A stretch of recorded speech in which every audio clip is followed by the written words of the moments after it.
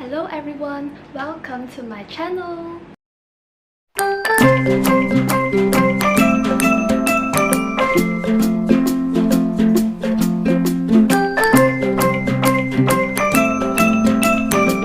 In today's video, I'm going to share with you guys how did I actually revise for the 3 languages in SPM, which are BM, English and Chinese. In my previous video, I've generally shared with you guys how did I actually revise on BM, English and Chinese. The very main thing to master a language is that you have to work on these 4 skills, which are reading, writing, listening and speaking. First of all, let's talk about BM. If you think that you are weak in the spoken BM, then brush up on your BM written test. So, how did I actually revise for my BM written test? I'll first of all talk about the essay part, which a lot of you are afraid of. In the essay part, it is divided into 2 sections, which are Bahagian A and Bahagian B. In Bahagian A, students are required to write a short essay based on the points given, while in Bahagian B, students are required to write a longer essay based on their own point of view. In the very beginning, I was actually struggling when writing the longer essay because I feel that I'm lacking of bombastic words, or they call the ungkapan menarik, to write in my essay. Remember, don't always start your essay with pada era globalisasi ini. Instead, try using some phrases which are more interesting. Because if everyone uses the same opening for your essay, then it's really hard for you to score high marks for your essay. And I've written down a lot of different openings, frasa-frasa menarik and closings before my SPM exam. If you guys would like to get a copy of my BM essay notes, remember to stay till the end of this video as I'll let you know how you could get these notes. Now, I'll talk about the Kamsas part, which a lot of you find it difficult to memorize the storylines of each pantun, syair, gurindam, cerpen and novel. When I was in lower secondary, I actually memorized everything in Kamsas, be it the persoalan, nilai, or pengajaran. But I find that this does not work anymore when it comes to upper secondary. Because in some questions, they might ask you to write down the nilai or pengajaran that can't be found in the passage given. So, students need to have a thorough understanding about the whole story before answering the questions. Furthermore, the Kamsas section includes K-Bat questions, where students will only need to write down what they think is true based on their general knowledge. A tip for you when answering the Kamsas questions is that you have to write your answers in full sentences, because the examiner will eliminate your mark if your sentences are hanging or if there are any grammatical mistakes. Next, I'll share with you about the English language. In order to write a good or excellent essay, you need to first master your grammar. Because a lot of grammatical error in your essay might drop your impression mark when the examiner is reading your essay. In most of my exams, I write argumentative or factual essays. Now, how to start off your argumentative or factual essay in a more interesting way? Well, everyone has a unique way of writing their essay, and my way of writing my essay is that I'll start off with a short story. All you need to do is to catch your examiner's eye by starting off with a passage where you get to interact with your examiner. Try asking some questions in your first paragraph. Ask questions as if you're presenting a speech in front of your examiner. By doing so, this makes the examiner think about your question and they will want to continue reading your essay to find out the answer. I'll give you an example here. This was the question that came out in my trial exam. People can help the underprivileged in many ways. Give suggestions on how teenagers can play an important role in helping them. This was how I started off my first paragraph.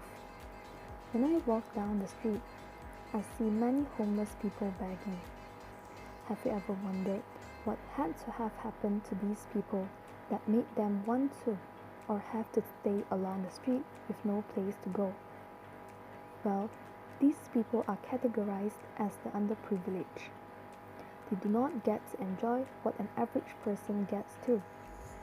While the blessed teenagers are enjoying their lunch in a 5-star restaurant, these underprivileged are trying hard to beg for money in order to afford their daily expenses. Sometimes these underprivileged do not even have a white bread for breakfast.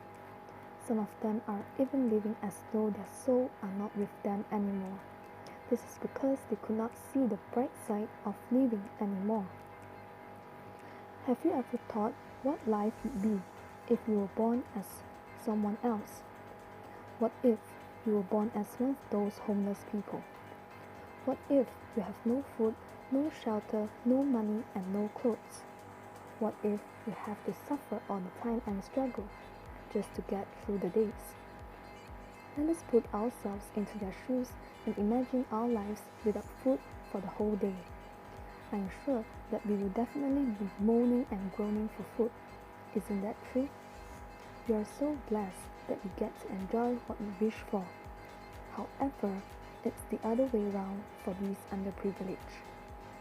Nowadays, we always see teenagers scrolling their phones reading the latest news. I'm pretty sure that they have come across and are aware about these serious issues that is happening all over the world. Therefore, teenagers, as the hope of the country, play an important role in helping the underprivileged. Did you guys realize that I actually asked a lot of questions in my first paragraph? This is to make the examiner think about himself or herself. And I was trying to pull the examiner into the situation being an underprivileged.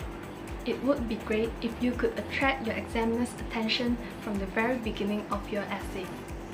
Alright, let's talk about writing stories in your essay part. Well, I'm not really into writing stories, and many of you might think that writing stories is the easiest way to score in your essay part.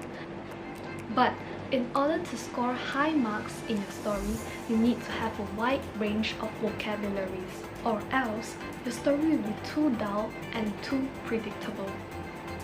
And this will make the examiner bored while reading your story.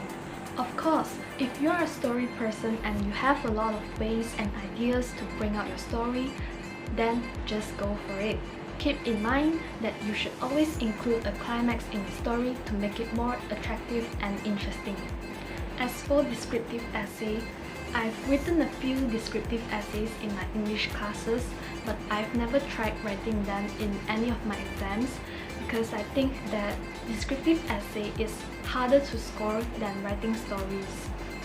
In order to write a good descriptive essay, you got to really master a lot of vocabularies and know how to insert them in your essay. You will also need to search for a lot of bombastic words in order to impress your examiner. If English is your mother tongue and you have a wide range of words to use in your descriptive essay, then just go for it. Lastly, I'll share with you the Chinese language. Now I know that a lot of students choose to drop the Chinese language when it comes to SPM exam because they think that it's the hardest subject to score. And I personally also think that Chinese is the hardest subject to score. But we have to also learn and master the language. I actually speak Chinese with my family, friends and teachers every day. But when it comes to answering questions in the Chinese paper, it becomes very different because it requires a lot of brain cells in order to understand the passage that we are reading. Especially for 文言文 and 古韵文. It uses a lot of words that people used in ancient days, and seriously, I spent my 5 years in secondary to master all the words, and yet I still couldn't fully understand the whole passage in exam.